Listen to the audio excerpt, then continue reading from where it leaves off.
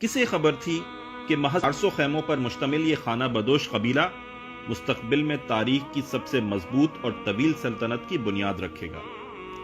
بھوک، پیاس اور سردی سے نبض آزما رہنے والا اور اس سے بھی بڑھ کر دنیا کی 2 بڑی طاقتوں منگول اور بازنطینی سلطنت سے ہر وقت جنگ کے خطرات میں گرا خراسان میں ڈیرے ڈالے ہوئے یہ بھی ایک عام سہی قبیلہ تھا جسے کئی بار ہجرت پر مجبور کیا گیا۔ ان مشکل حالات نے اس قبیلے کو 2 واضح گروہوں میں تقسیم کر دیا۔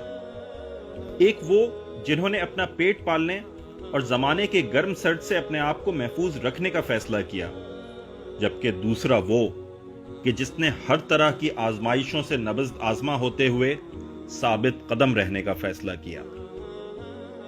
پھر تاریخ نے دیکھ لیا کہ اس قبیلے کے سردار کے وہ بیٹے جنہوں نے اپنے مقصد پر جان بچانے کو فوقیت دی، جنگ ان پر بھی مسلط ہوئی، لیکن آج تاریخ میں ان کا نام کوئی نہیں جانتا، جبکہ غازی ارطغرل جس نے اپنی زندگی اسلامی سلطنت کے قیام اور اس کے پھیلاؤ کے لیے وقف کر دی تھی، وہ تاریخ میں سنہرے حروف کے ساتھ امر ہو گیا۔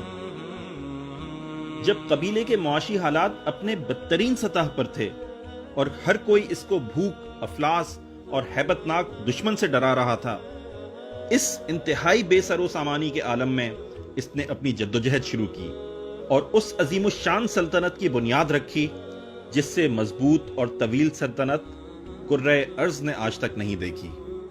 جی ہاں، وہی سلطنت عثمانیہ جو 600 سال سے زائد عرصے تک برقرار رہی۔ یہ اسی کے بانی عثمان غازی کے باپ کا تذکرہ ہے۔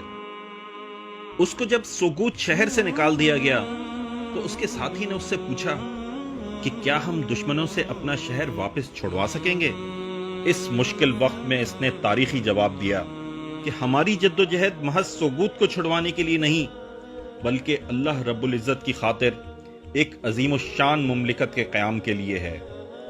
جتنا بڑا مقصد ہو، ہمیں سوچ بھی اتنی بڑی رکھنی چاہیے، اور جتنی بڑی سوچ ہوگی، کامیابیاں بھی اسی کے مطابق ملیں گی۔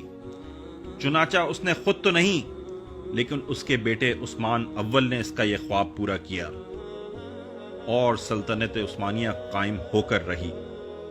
اے وہ لوگو جو کمزور معیشت اور دشمن کی ہیبت ناکی کو جہاد سے دوری کی وجہ بتاتے ہو، تمہارے لیے تاریخ میں بہت سے اسباق پنہاں ہیں۔